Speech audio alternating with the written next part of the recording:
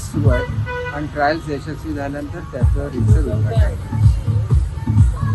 सावंतवाडी हे पर्यटकांचं आकर्षण केंद्र ठरलं पाहिजे. त्याच्यामध्ये मोती तलाव हा याचा मुख्य आकर्षण बिंदू आहे आणि त्या दृष्टीने मोती तलावाचं सौंदर्य या कारंज्याने निश्चितपणे दुधणीत होईल याची मला खात्री आहे. त्याच्याचबरोबर बोटिंगसुद्धा सुरू होत आहे. मोती तलावाच्या काठावर फूड चालू होत आहे, ज्याला खाऊ गल्ली म्हणतात असं.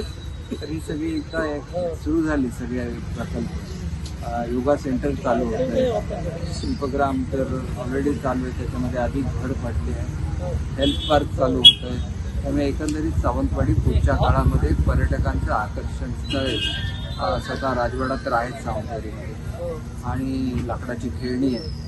एकंदरीतच सावंतवाडी पुढच्या काळामध्ये पर्यटन क्षेत्रामधलं एक आकर्षण ठरावं अशी माझी अपेक्षा.